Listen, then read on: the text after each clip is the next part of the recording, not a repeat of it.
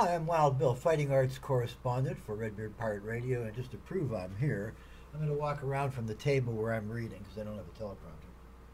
I'm going to walk in front of the camera so you know it's really me and I'm really here. And my credential is Hayak Hermit Karate Chop. So. Today I'd like to talk about the king of weapons, and by inference, all weapons, everywhere. First, I'm going to start with the three-piece rod, pawned kung fu weapon in the movies. A flail used to separate wheat from chaff, this tool has long been associated with the fighting arts.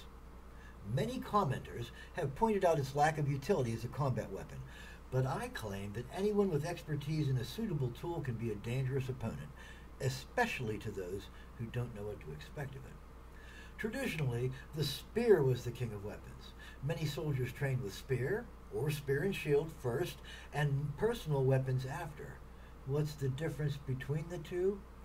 Well, a spear can be used as an implement of massed infantry attack and defense, not so much a sword or battle axe, which require more frontage area to be wielded effectively.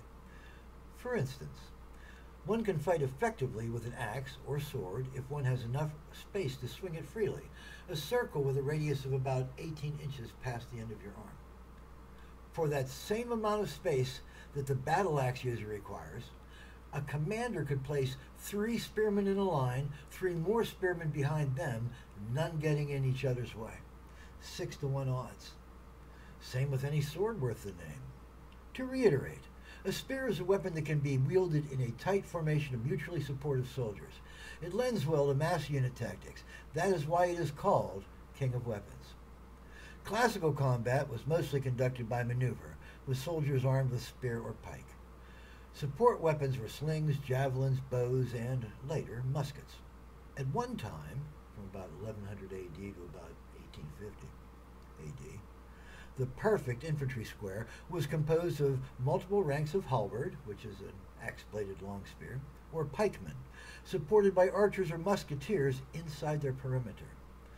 A single spearman alone, however, can be at a disadvantage when facing hostiles armed with other weapon types. Though the shaft of his weapon makes a functional staff, he is deadliest at its pointed end, a distance radius of about 1 to 7 feet from his torso. That 7-foot figure is important. A great sword might extend about 6.5 feet from your body. Whoops. A battle axe controls the space around you out to about 5 feet from your body. Uh-oh.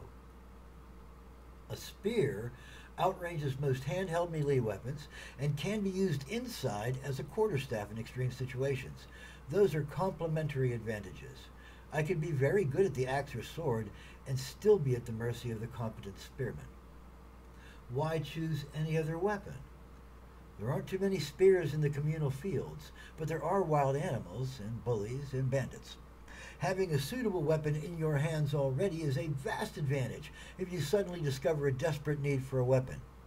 So, durable, tough flails are potential lifesavers. So are billhooks, lumberjack axes, pitchforks, a lasso, or heavy coil of stout rope. If I were skinny, which I was, and stood out, which I did, I would naturally attract predators. Faced with one, alone, away from safety, I would thank the gods if I knew how to turn the farm implement in my hands into a deadly weapon. Wild Bill.